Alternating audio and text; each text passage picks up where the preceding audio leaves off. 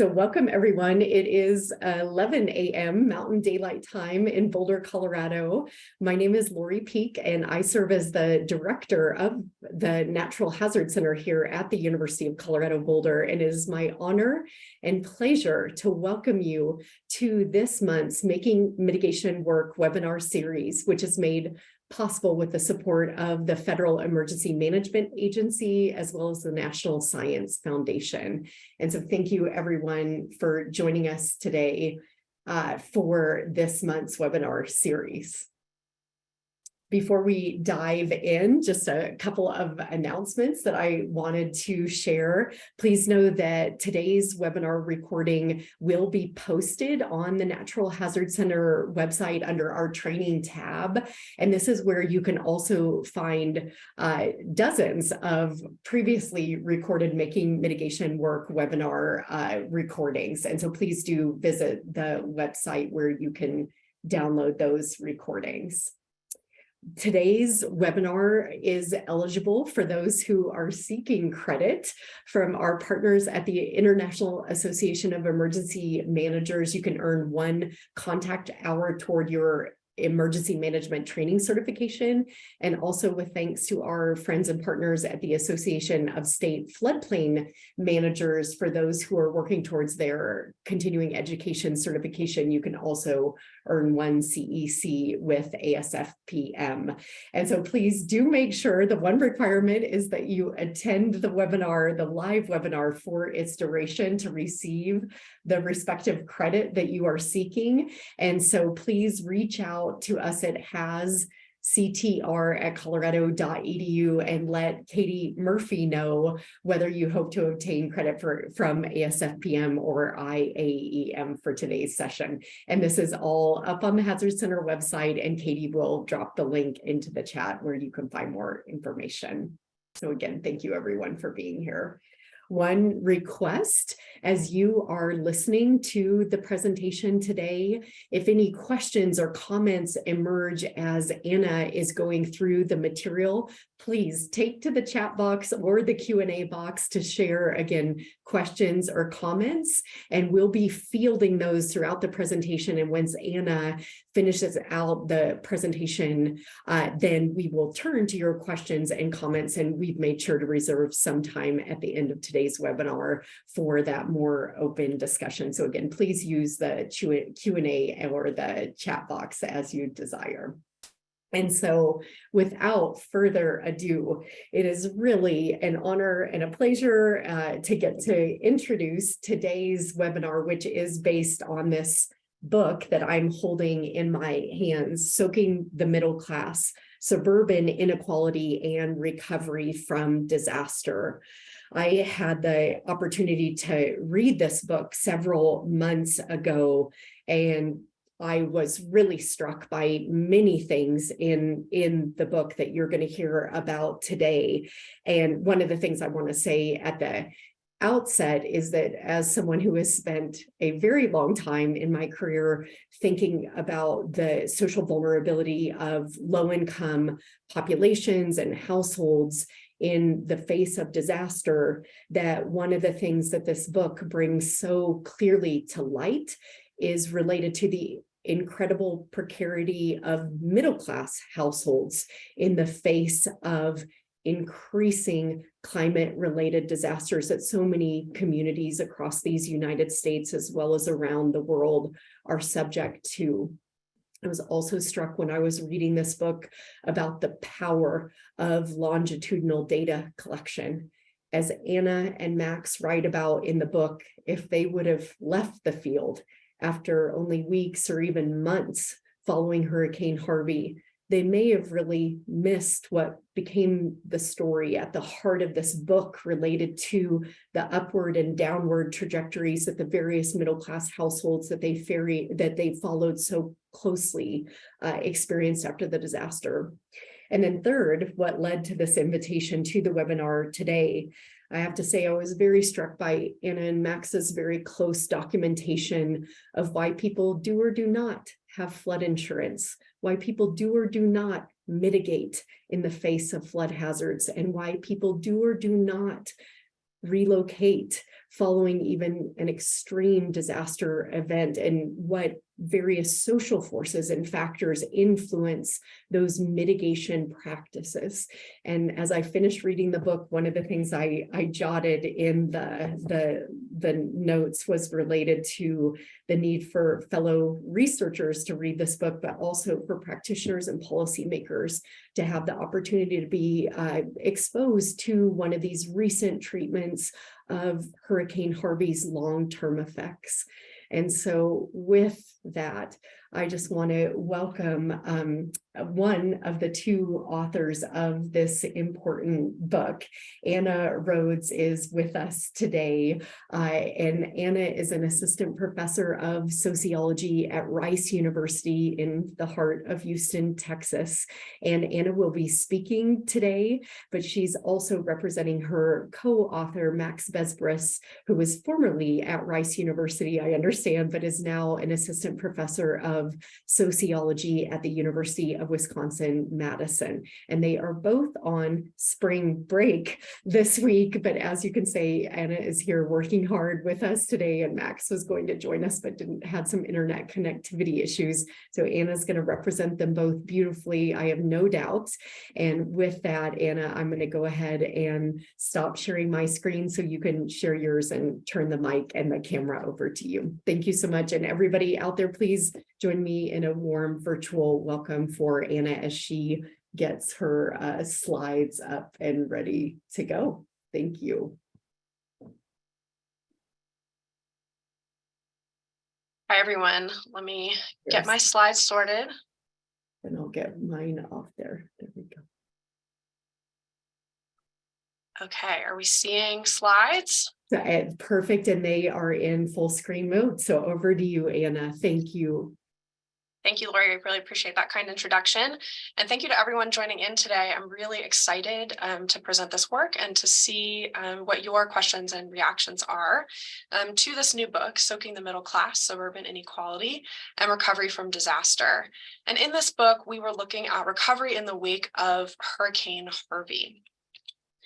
Harvey made landfall in August of 2017. And it was the largest rainfall event ever recorded since reliable record keeping began, with over 60 inches of rain falling in some parts of the Houston metropolitan area. Harvey was slow moving and sat in place for days, raining on communities. And some Houston residents still refer to extended periods of intense rain as quote unquote Harvey rain, reflecting the sort of unique experience of this kind of intense long rainfall. And the implications of Harvey, however, I don't think it's a compelling case because of the extreme nature of the storm. Instead, I think what makes Harvey an important case for thinking about is that it kind of represents an increasing trend. So climate scientists are arguing that one consequence of global warming is that tropical cyclones will likely be slower moving and wetter. In other words, they may look more like Hurricane Harvey. And these particular features of Harvey were part of why it was such an incredibly financially devastating storm, causing over $125 billion in damage, second only to Katrina. Around 13 million people were directly affected by the storm, and in the Houston area, over 150,000 homes flooded. So we're thinking a bit about Harvey as an example of what we might see moving forward in the future, and that the scope of the impact of storms will start to reach communities that maybe previously have thought of themselves as safe. Now, it's important to note that the impact of Harvey unfolded in predictably unequal ways, with low-income communities and communities of color facing greater damage than more affluent and white neighborhoods across the metro area. However, the storm was incredibly wide-reaching in its impact, and with climate change expanding the scope and intensity of disasters, we anticipate seeing a broader scope of communities facing the long road to recovery in coming years, with many of those communities being more likely to be middle-class places that maybe have previously thought of themselves as safe from the impact of disasters. So this headline from the New York Times highlights some of what we think the consequences might be of this new reach, which is highlighting that Hurricane Ian had a severe toll, but the lack of insurance was a key factor that might make these storms incredibly devastating and have long-term impacts on communities. So we wanted to understand specifically what it looked like in a middle-class community and how residents of this middle-class community navigated the process of recovery in the wake of Hurricane Harvey. So a few things stand out as to why we think examining a middle-class community is interesting and important. One of the big motivations is that in the context of recovery, we get to observe things that often we don't see middle-class households or communities navigating. One being unplanned mobility decisions. We normally think of middle-class households as making sort of intentional and planned residential choices, but in the aftermath of a disaster, there's this forced decision about whether or not to stay in a flooded property. There's also an instance in which we're getting to observe middle-class households navigating the process of applying for federal assistance, which is something we don't often get to observe. And we get to see middle-class households having to tap into their social networks for help, right? So we wanted to understand some of those processes in the period of recovery. But we're also doing this study of the middle class in a particular sort of economic moment in time. Commentators have long been highlighting the bifurcation of the American middle class, highlighting that there is more precarity among many middle class households, such that if you face a major shock like a job loss or a major medical bill or a disaster, we may see that many households face a risk of downward mobility. And in this context, home ownership, that has often been a key component of middle class status, both culturally and financially, is potentially increasingly important to maintaining stable middle class status into retirement years for many middle class households. So there's sort of three main drivers that we're thinking about within this project.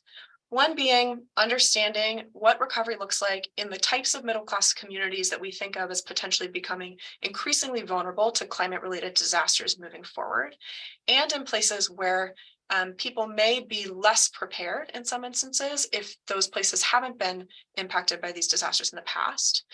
We also were interested in understanding the consequences for financial stability among middle-class households and the maintaining of middle-class status in the wake of disaster. And finally, we wanted to understand how disasters are causing inequality. There has been increasing evidence that climate-related disasters not only reveal inequality, but also exacerbate them.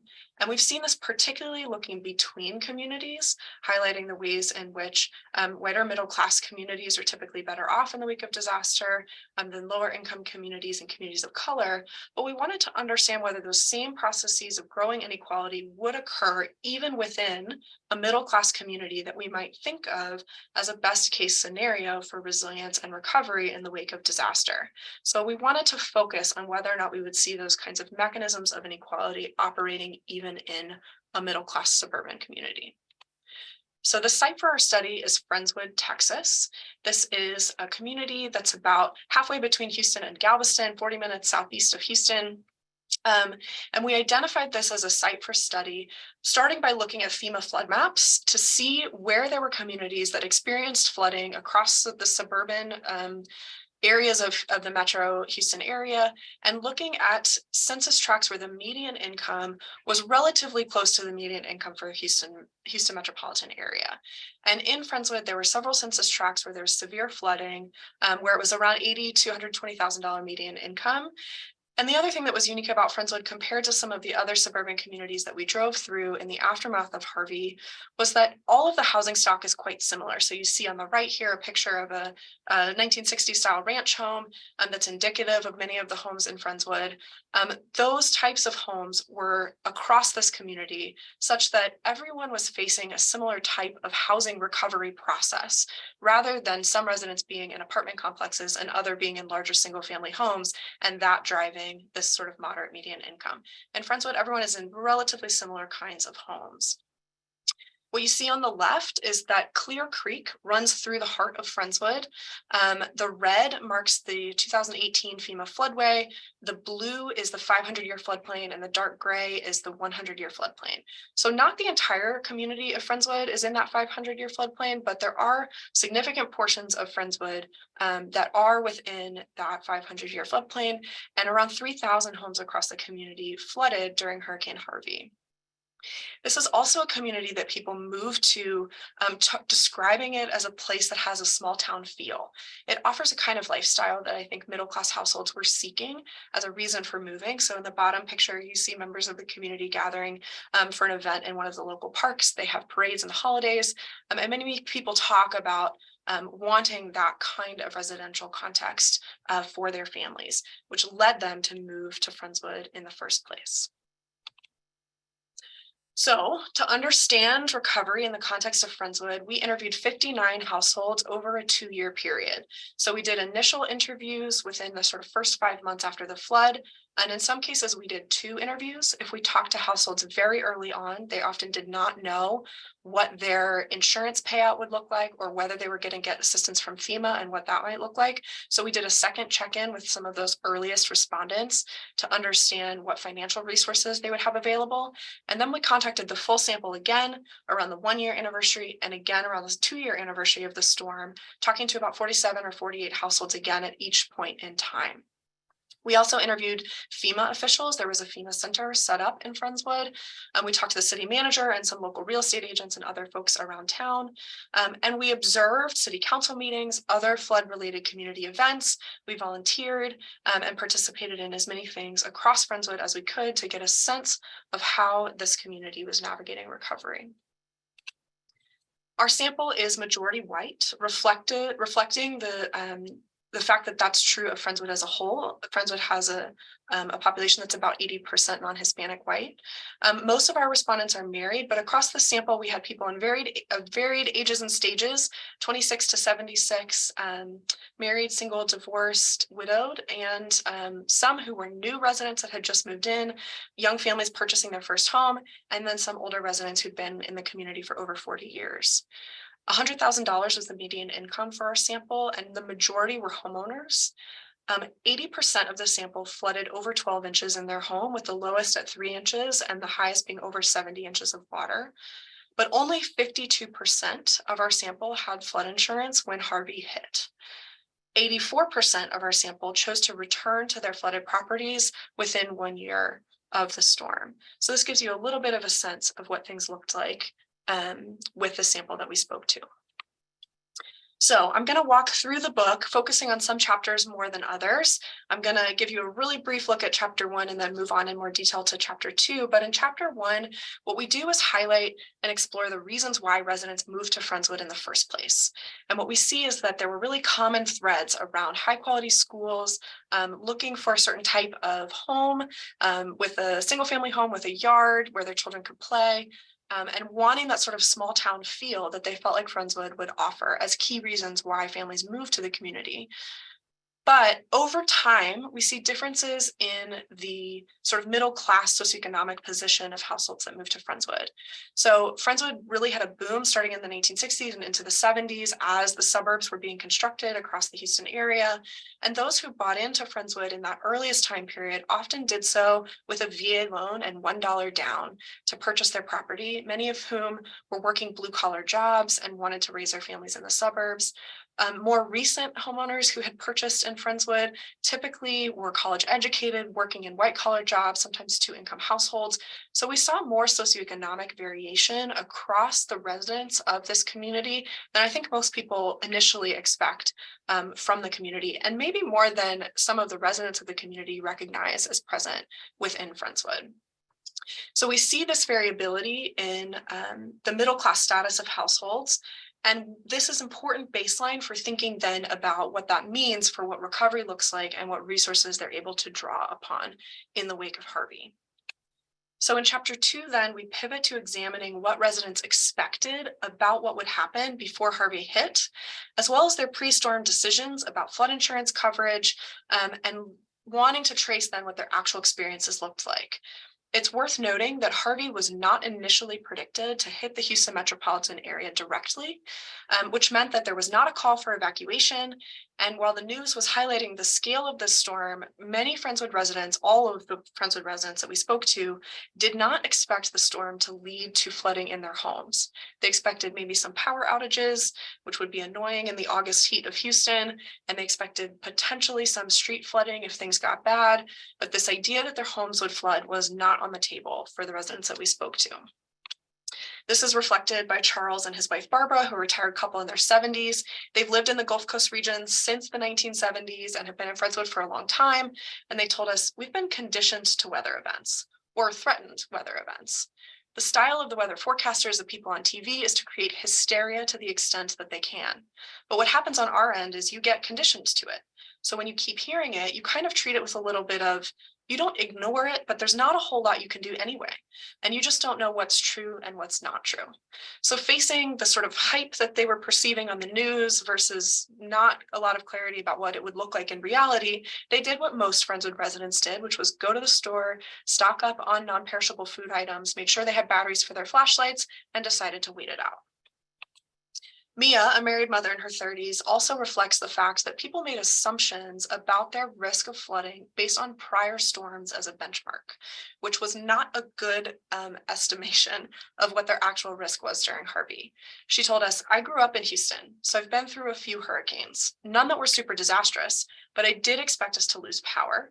I know how hot it is during hurricane season, so I was expecting that to be just miserable. We'd heard from all of our neighbors that had been through Tropical Storm Allison. None of the homes flooded in our area, so we were good. So that meant I was in total denial that there could be any sort of flooding. So we see here that residents were reliant on prior benchmark storms. Tropical Storm Allison in 2001 and Tropical Storm Claudette was another major reference point for Friendswood residents from 1979. Those two storms were key. If homes didn't flood in one of those prior storms, there was a very low expectation, almost no expectation, that there could be any sort of flooding in homes in Hurricane Harvey. And this connects to the reason why we see low uptake in flood insurance coverage across residents in the area. And in fact, based on information from neighbors and in some cases from insurance agents, we see people getting bad advice about how to be thinking about their risk. So residents like Luis, who bought a home in Friendswood that was a bit of a financial stretch for him to be able to move into this community, when he was facing tight finances, flood insurance was something he let go, not expecting to need it. He said, I had flood insurance the first year. It was like $400 something. But when it was time to renew his policy, he said the bill went up and I didn't think it was going to flood. So he dropped his coverage. Tammy and Joseph, on the other hand, had lived in Friendswood for a long time, and they said almost every year we had it, flood insurance. And this year we thought, at that point, we didn't have the money. And we thought, what are the odds? We've had it all this time, and we've never had to use it. So they also gave up their flood insurance, choosing not to renew their policy, and then Harvey hit. We also see some explicit bad advice from insurance agents that got reported by some households who were not insured. Jay and Alina, a married couple in their 30s, had bought their home in Friendswood, intentionally trying to purchase a home they thought would be safe by purchasing a home that had not flooded during any prior storm. As Jay put it, we don't want a house that's been flooded, obviously.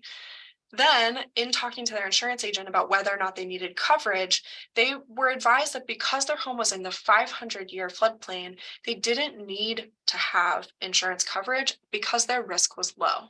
So they described the insurance agent saying like, hey, do you guys really want flood insurance? And we're like, well, what do you think about it? You know, this house, like you guys said, it's never been flooded. Do you think we should?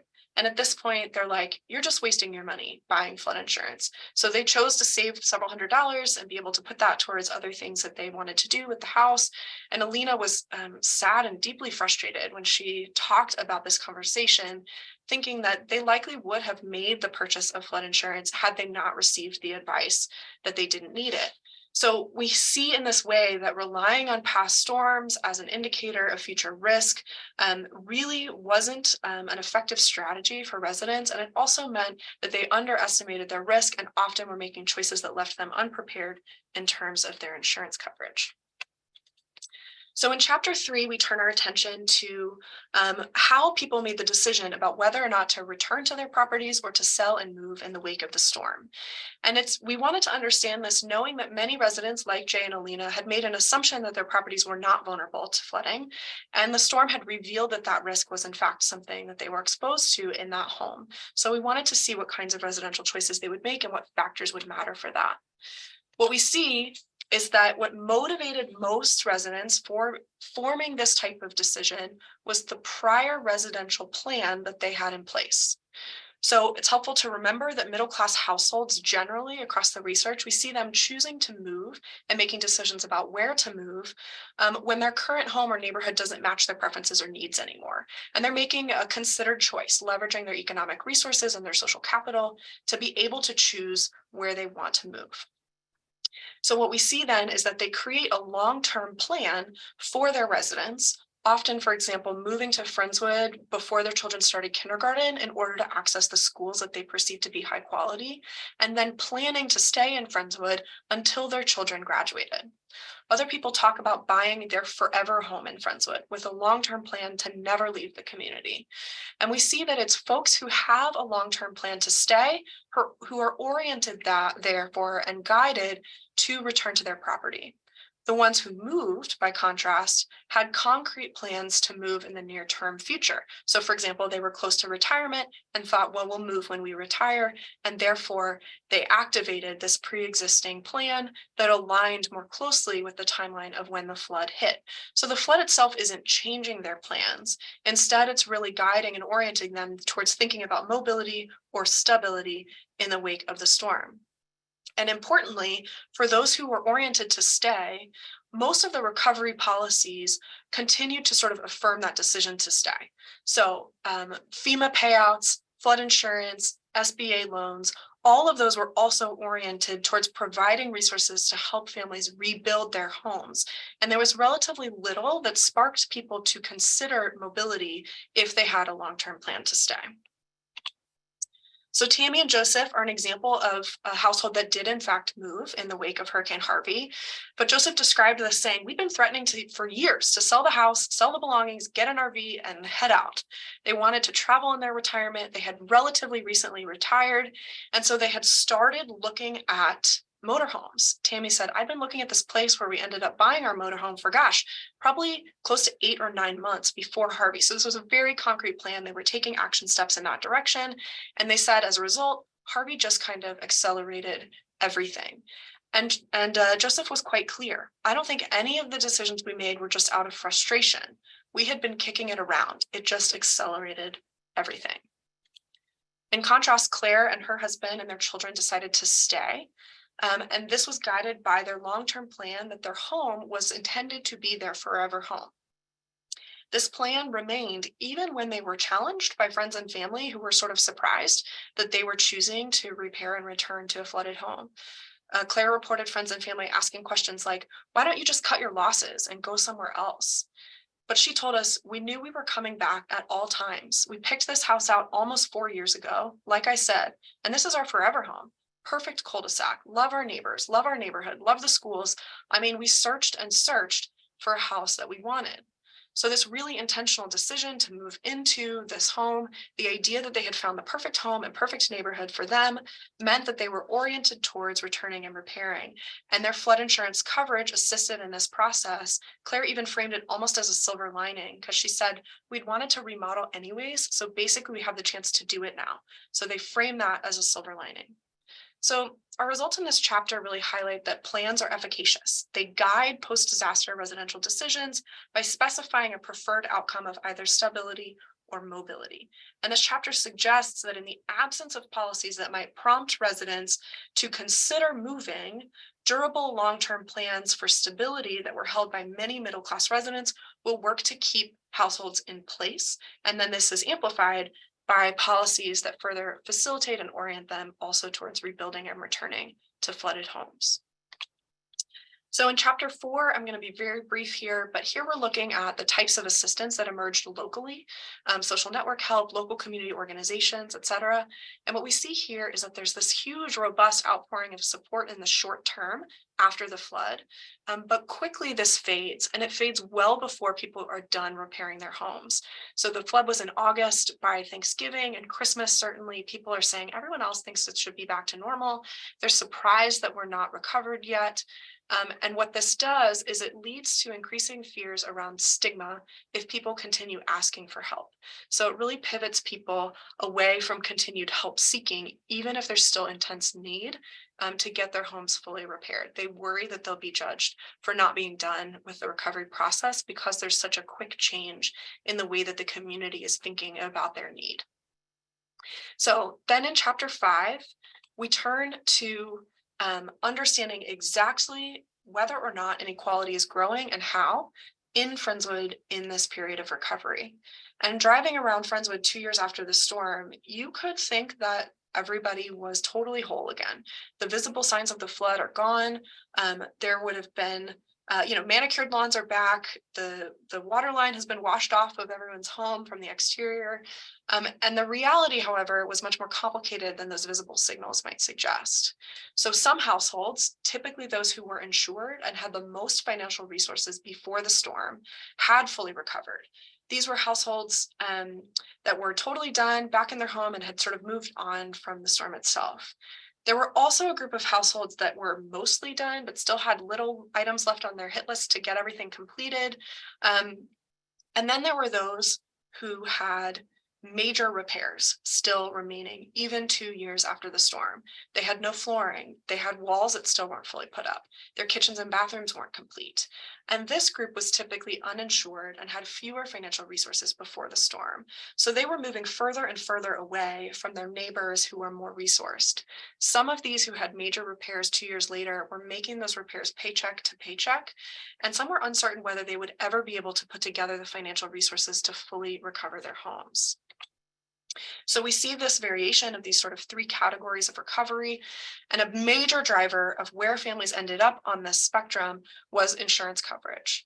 So I'm sure many of you are familiar, but in the US, for flood insurance among Friendswood households, the maximum amount that they could receive after Hurricane Harvey was $350,000, which would be $250,000 to cover structural repairs and $100,000 for content. By comparison, in the wake of Harvey, the FEMA assistance maximum was $33,300. So there was an exponential difference in the financial resources that households had access to, depending on whether or not they were insured. Now, FEMA assistance could be paired with a loan from the Small Business Administration, which would facilitate people's access to recover by providing additional financial resources. However, what we saw in some instances was that households were denied SBA loans. They were deemed not eligible for those loans. And in other cases, households who took those loans were able to move into this middle category of being mostly recovered, but they had massive amounts of new debt. We interviewed 2 households that lived 2 doors down from each other. They were both almost done with everything 2 years later, but one had over $110,000 in debt that they were paying back. They had a massive new monthly bill that they were having to fit into their budget. And they were really worried about some future decisions, things like, how are we going to help our kids pay for college, given the fact that they now had to figure out how to pay down this loan that they didn't have prior to the storm, which was a very different financial position than their neighbors who had no new debt, even though their homes looked very similar. It wasn't only insurance, though, that mattered. I want to make that clear. There were additional factors that shaped the recovery process for households, including the level of social network support that they had access to, other kinds of financial resources that they were able to tap into, and whether or not they or members of their network had construction knowledge. Repairing a home requires skilled labor, and so those who were capable of doing some of that work themselves or had friends who could assist them with some of those kinds of things often were able to move closer towards getting their home put back together than those who were completely reliant on having to pay others to get that work done. So when we look at what this actually looks like for households, I'm going to show you 2 cases. One is Phyllis and Vera, who are retired sisters living together in their 70s. Phyllis purchased her home in Friendswood with her husband with $1 down and a VA loan over 45 years before the storm. And she said that they purchased their home in Friendswood for $29,000. So when she got an estimate from a contractor of what it would cost to repair their home, came in at $33,000. So she told us, we're going to have to pay more to repair this house than we did when we bought it 45 years ago. She was concerned about whether or not she'd be able to put together those funds and was waiting on FEMA to find out what she would receive in assistance because she didn't have flood insurance. She talked about not having flood insurance because her husband, after Claudette in 1979, had said, well, it won't flood again for 100 years. They were in the 100-year floodplain. They owned their home outright, and so they didn't have insurance coverage. And then, of course, Phyllis is now navigating recovery without access to those resources. Ultimately, she received $16,000 from FEMA to put towards repairing her property. And she said, I know that's not enough. I do have an IRA that I'm going to have to withdraw to finish to get the house in livable shape. She completely withdrew everything from her about $30,000 retirement account in order to put that towards recovery, and spent every penny working on getting the house put back together with a contractor. And ultimately, they ran out of funds before the work was completed. So the sisters had to move back into the house with some repair work still to go and no flooring. So they only had the cement slab. They had unrolled carpets to try and make it nice, but they weren't sure whether they would ever be able to put carpet in. When I asked them about it, they said, that's a future problem. And I said, well, what do you think the timeline might be for addressing that future problem? And Phyllis said, well, we're both on Social Security. That's our only income. So we really don't have a timeline. And they originally weren't worried about this, thinking it would be okay, but one of the sisters had recently fallen, and they were starting to recognize that living with the cement floors was a hazard that might impact them in negative ways. And so they were thinking about this, but really had no clear sense for how they would put the resources together to complete their home. In contrast, Gina and Derek, a retired couple in their 70s, owned their home outright when Harvey hit and did have flood insurance coverage. So Derek referred to the process saying that they got their insurance money, they had immediate access to it, not having to navigate with a mortgage company because they owned their home, and they immediately hired a contractor to start the work. Derek also possessed some construction skills and was able to do some of the labor himself. So with that combination of his sweat equity and the contractor, he said that ultimately they were able to put the house back together for less than their total insurance payout, framing this saying, we made money on the deal. So they were adding to their savings after the storm. Additionally, he had a longtime accountant who really worked with him to make sure that they were filing everything that they could appropriately on their taxes. And he said, have you filed a casualty loss along with this? And I said, no, I didn't bother to. And he says, you need to bother to. So the bottom line is we don't owe any taxes for this year. So they're finding multiple ways to sort of add to their savings in the wake of the storm. And they were also incredibly pleased with how their house turned out. They described it saying it's in better shape than the day we bought it. And they also knew that homes within a 2-year period of the storm were selling for more than the pre-flood value. So they didn't have any concern about having lost considerable equity in their property. Instead, should they choose to sell their home, they expected to be able to sell it for more than they could have sold it for before Harvey hit, even though it had flooded and they had repaired the home. That stands in stark contrast to Phyllis and Vera, where they weren't sure they would be able to sell the home without all of the repairs complete, and they might lose out on some of the potential equity that's in that property as a result of not being able to complete repairs. So what we're seeing here is that there's growing disparities between Friendswood residents. And ultimately, we think this will make communities more vulnerable and less able to weather future disasters when there are some households with depleted resources that make it harder for them to bounce back or navigate a subsequent storm. For example, Phyllis has spent down all of her retirement savings trying to get back in her property. And this will affect the overall community capacity to weather another disaster. So then in chapter 6, we turn to how people are thinking about the future and how they're trying to conceptualize their risk in the wake of this storm. We wanted to see how people were talking about that and how that was shaping some of their future decisions. Ultimately, what we find is that people were incredibly uncertain about how to assess their risk. There was a continued reliance on this framework of past storms as a benchmark for future risk, and people were navigating mixed potential signals about risk. So for example, there was upstorm construction happening in Pearland, upstream construction happening in the Pearland community that they all expected to increase their flood risk through greater runoff. But there were efforts in Friendswood to dredge and clear at the creek, which they anticipated would reduce their risk. And they weren't sure how to hold together all of these varied signals. People also had very varied views on the impact of climate change and were really uncertain about how climate change might affect their local flood risk. So we had one resident who told us, well, Claudette was in 79 and Harvey was in 17. So that's a pretty good spread, referring to time, again, with this reference point of the 100-year floodplain. And that was pretty good. So I don't know, I think probably both of those storms are kind of freak storms. It wasn't like a regular hurricane or anything like that. So when pressed to say, what, how would you rate the likelihood of another storm like Harvey, he said, I would say it's 50-50. Either it is or it isn't. And then proceeded to laugh at the fact that he felt so uncertain that he couldn't really give a clear answer to the question. So what we do see in the face of this uncertainty is not that people are making different residential decisions, but instead that they are getting insurance coverage. So we see a big uptick in total insurance coverage among our sample. And we also see people forming more contingent future plans for residential mobility. So Carrie here highlights the confusion about how to assess risk. They even received a letter saying that they were now in the AE flood zone, which requires flood insurance, which they had not been before. And she said, but it's frustrating now to be in the zone. And then it's like, well, aren't they doing a lot of work on the creek? So maybe we won't be. Or, did the flood zone get rezoned before all the work was done? So now my husband thinks we've done all this work and we're still in the flood zone. It's just confusing. They weren't sure what to do, but for the meantime, they were staying in place with a plan to continue to do so until or unless their home flooded again.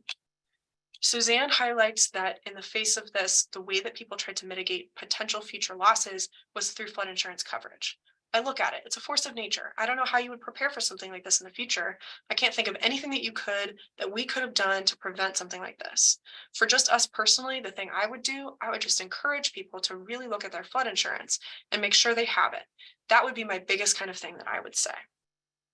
And indeed, we do see that 2 years after the storm, there were only 4 households that flooded who were still living in Friendswood or in nearby suburbs who did not have coverage. So 93% of the sample had flood insurance coverage that were still sort of in these areas of risk 2 years later, compared to just 52% before the storm. And then lastly, we see this shift towards more contingent future plans. Mia told us, I don't know that I could actually go through that again, referring specifically to the recovery process. And I think that my husband and I are both of the mindset that we don't have to live here. We want to live here. And if we want to move, then we can. And if we flood again, we're definitely moving. So this reflects the idea that for middle-class households, there is this choice of mobility, and there's the feasibility of making that choice. And right now, they're still choosing Friendswood. They still believe that the community and the amenities and the other things there are right for their family right now. But in the event of another flood, the way they're imagining their residential future is that they would move should their home flood again. So a few overarching takeaways that I would love to leave you with. What we find is that few residents in Friendswood feel any confidence in their assessment of risk. So they're relying on their pre-existing residential plans to guide their post-disaster decision-making, with most deciding to remain in place while waiting out to see whether or not another flood occurs. And this is amplified by current recovery policy that was most accessible to people in the form of insurance payouts, FEMA assistance, or SBA loans that further oriented people towards repairing their properties and returning to their homes. However, in that recovery process, we really see it revealed over time that disasters do threaten the precarious hold that many households have on their middle-class status, or make people increasingly precarious as they pay to try and complete repairs on their homes. And therefore, we see this broadening inequality across households in Friendswood, with recovery processes accruing more resources to households like Gina and Derek that were already advantaged, amplifying inequality when we compare them to households like Phyllis and Vera. So even in middle-class, majority-white suburban communities like Friendswood, that we might think of as a best-case scenario for disaster recovery, we see increasing inequality. So broadly, climate-related disasters are going to be a central component of stratification in the United States, and we're going to see these processes amplifying inequality not only between communities, but also within communities like Friendswood. Thank you so much. I'm really excited to hear your questions. And I just want to acknowledge that we're deeply indebted to the residents of Friendswood who took time to share their stories with us. And this work was also funded in part by the Russell Sage Foundation and the Social Sciences Research Institute at Rice University. And my email address is here if anyone wants to reach out after the webinar. Thank you. Nice. Thank you so much, Anna, for that presentation. And I wonder if we can start with a comment that Bill shared in the chat related to this, how you ended and through it kind of woven throughout with the risk perception and shifting risk perception. And I guess a question that I'd like to ask you is related to where these residents turn to for support in the face of trying to understand risk. And so I think some of what you shared about that, insurance agents, for example, discouraging these residents from keeping their flood insurance policies and so forth. And so can you talk to us a little more about what you learned in terms of where did these even relatively highly educated middle-class residents, who did they turn to help them to understand these shifting conditions of risk, and who was influencing their behaviors beyond insurance agents? Thank you. Yeah, good question. I think primarily the place people are turning is their neighbors. Like that was the most common thing that we heard from folks, is that if I want to understand my risk in this place, I need to talk to the other people who have lived in this place longer than I have, because they will know what things look like here, which really then leads people to all be basing things on what's happened in the past in this place, rather than thinking about ways of estimating risk that might account for things like climate change and ways that might lead things to look different in the future than it has in the past. People also reported talking to realtors and to insurance agents as they were making those home purchases, trying to think through how they should be thinking about risk. So those were other sources. But we didn't really, for example, hear people saying like, yeah, I went to talk to the city, or I called the city manager's office. We didn't really hear people reporting that. There are sometimes like the quote from Carrie where they're getting and intaking information in the form of letters in the mail about their flood risk, but they weren't then re-engaging to ask sort of further questions about that, but still struggled to process what that meant. So I think we have work to do in terms of having clear ways of communicating risk to homeowners, because it's really these like community level neighborhood conversations that seemed like the most common source of information that people were relying on. Thank you. And Tammy Tucker and I were clearly on the same wavelength, because she asked a related and wonderfully amplifying question. So Tammy wanted to know if they had these better sources of information, more credible, more reliable, more consistent, did you get the sense from your data that they would have made, as Tammy said, better decisions if they would have better understood the actual dimensions of that risk? Yes, that's an interesting question. I don't know the answer to that question. I think that Harvey was different in some ways than a storm like Katrina, where many of the qualities of the community that drew people to Friendswood in the first place were still intact in the wake of the storm. Schools were not really affected. There was minor flooding in one middle school, a little bit of flooding in one church, but for the most part, the kinds of things that made Friendswood a place they wanted to live were still present, and they expected to be able to access those things and still rely on them in the wake of the storm. So I'm not sure that different information about risk would have necessarily led people to reimagine where they wanted to live or what kinds of choices that they were making. But it's notable that they didn't really have access to clear, good understandings of risk at all to integrate into that decision-making process. So we still might see the same kind of outcome, but it might look a little bit different, or people might be thinking about at what point they would consider moving differently. It may not be a forever home, potentially, if they know there's a risk of flooding, but maybe you still want to stay until your kids graduate from high school. So there might be some differences in the way people imagined those kinds of decisions. I do think that the reliance on those long-term pre-existing plans looks a little different when you start to have a plan that includes moving in the event of another flood. But we see that people who moved really had to have some sense of like, well, where will I go? Right? What am I looking for and why am I moving? And these households didn't have that type of decision matrix ready for them when the storm hit unexpectedly. And so the idea that you would have to then generate plans about where to go, think through where you would move, navigate all those decisions while you're also still paying a mortgage on a flooded home and trying to take care of your kids, it's a lot to navigate all at one time. So I think if we want to be having broader conversations about encouraging mobility away from vulnerable places, it's not necessarily just in the aftermath of disaster that we should be having those discussions. I think we need broader conversations that are effectively communicating risk, such that as people think about deciding on their residential futures, they're integrating some of that information and able to think about places where they might move that would be both places they could access the things that are important to them and reduce their vulnerability. Thank you. And Anna, there are questions coming in the chat and the Q&A. So I'm going to take Pallavi's question in the Q&A, then please know I'll move back over to the chat. So Pallavi asked, wondering if there were any community-based organizations that could act as a resource for technical and or funding resources. Would that have lowered the amount of inequities you recorded in the recovery? Interesting. So Friendswood has a really pretty robust social infrastructure, thinking about things like community organizations, churches, those kinds of organizations were quite present across the community.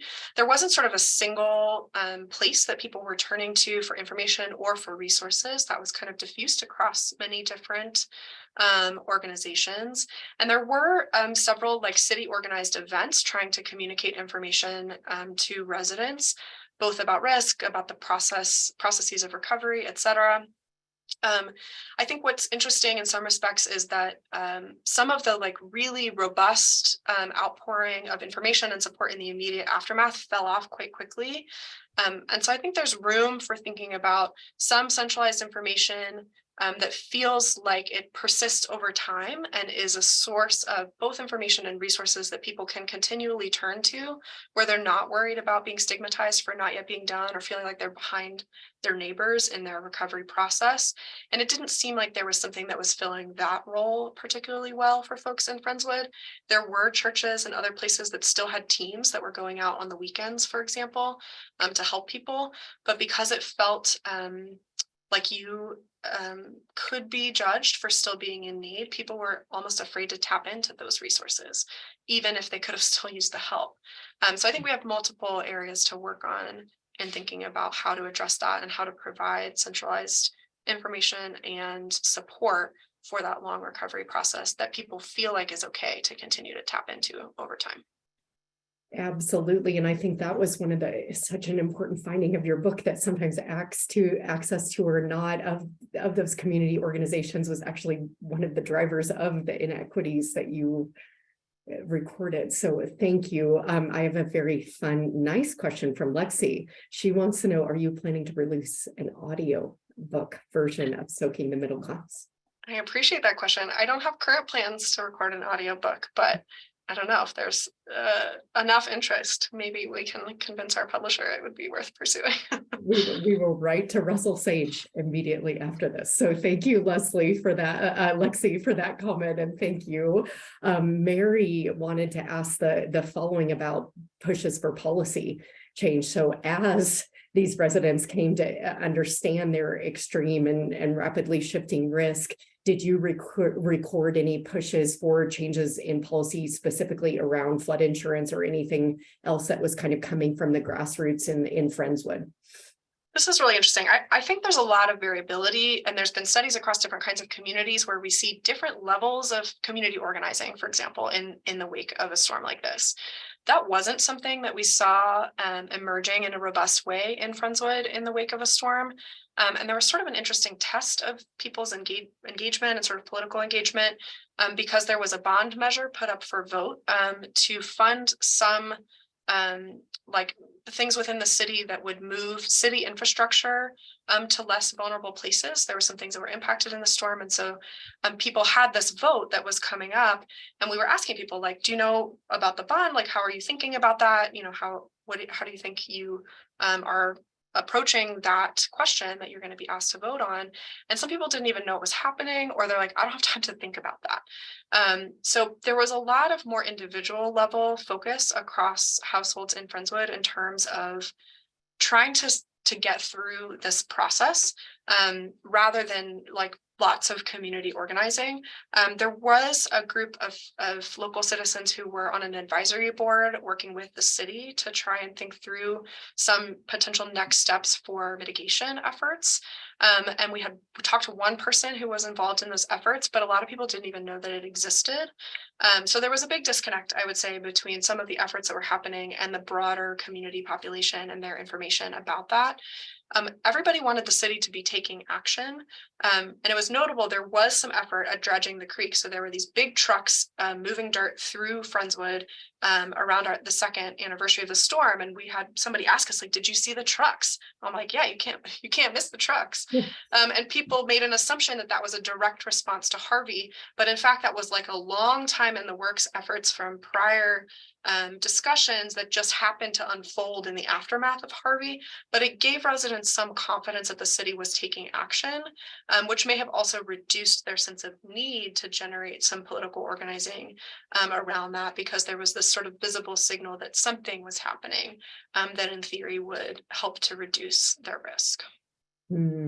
Thank you. And thank you, Mary, our resident political scientist, for that question. Diane had a great light bulb moment in response to your presentation, Anna. She said, great information, thank you. I'm realizing as people retire and no longer have a mortgage, they may decide to drop insurance. This will make our communities less resilient. And I know that's something you take up in the book. So as you want to say anything to Diane about that?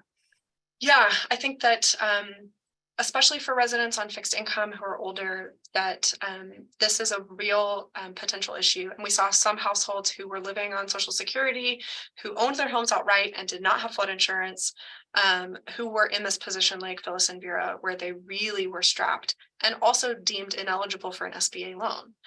So there was this confluence of factors that led them to not have the resources that they needed to be able to rebuild their home.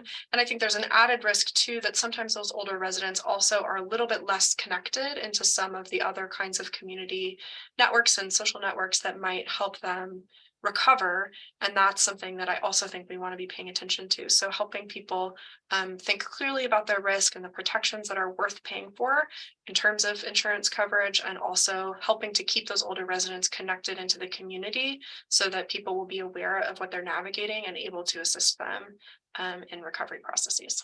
I'm going to thank you for that. And I'm going to skip to a question Casey asked that's related, wanting to know, were the residents aware of programs like HMGP, FMA, BRIC, sorry for all the acronyms, but FEMA, really important FEMA mitigation programs, which could be available to help mitigate risk to them in their home? For the most part, I would say no. It's not something we were hearing a lot about from households. It was really insurance, the immediate FEMA assistance, and SBA loans. Those were the key things that people felt like were on the table for them. There was at least one resident who got tapped into a City of Houston program where there was some additional resources through a local nonprofit that was in the city that they were able to find out about through someone in their network that helped them do some additional work, cover some expenses on their home. But that was like a one-off in terms of people learning about other kinds of programs that might be available to them, like from the local level to the federal level in terms of what was available.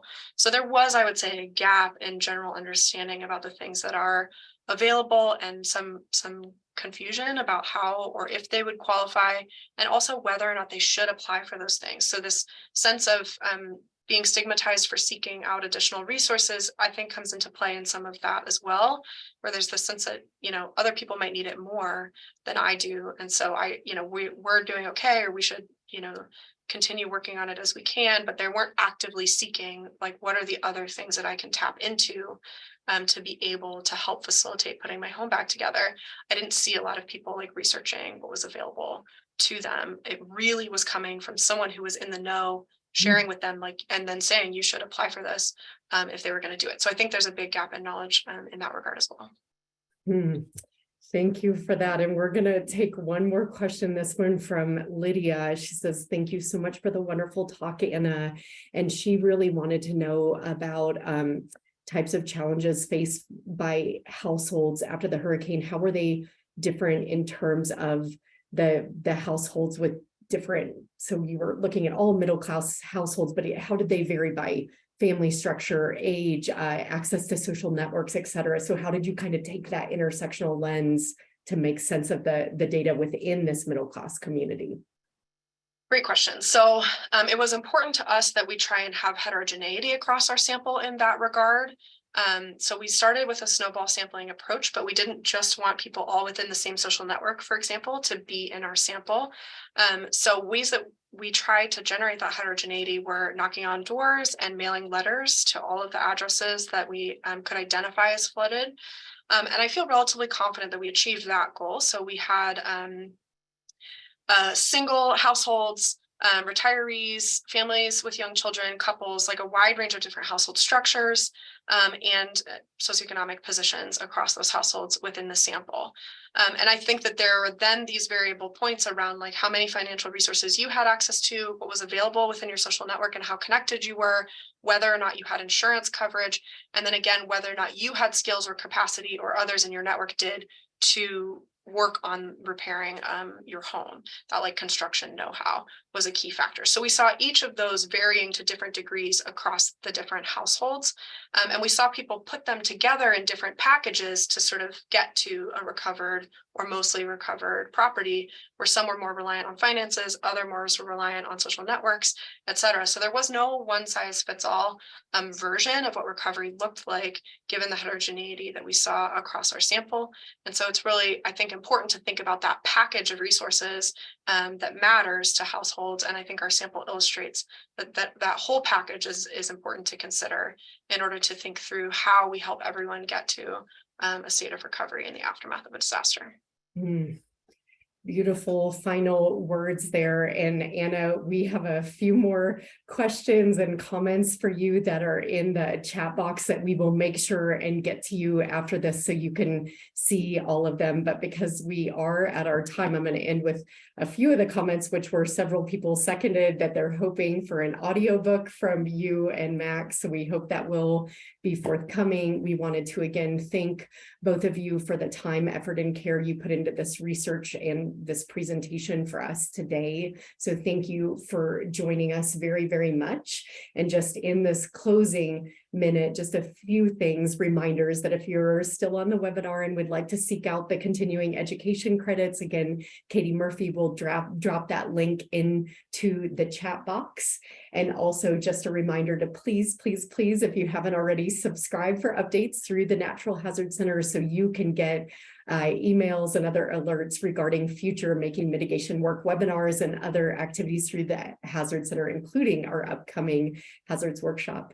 And then last but not least, we hope you will join us next month on April 18th at 11 a.m. Mountain Time for our webinar that's going to involve FEMA as well as researchers here at the Natural Hazard Center to look at equitable engagement with underserved communities and to review recently released FEMA local and state mitigation guidance. So with that, thank you, everyone. Please remember to take care of yourself and others. Special thanks to Anna and Max and to all of you for joining us today. Have a great rest of your day. Thank you. Bye.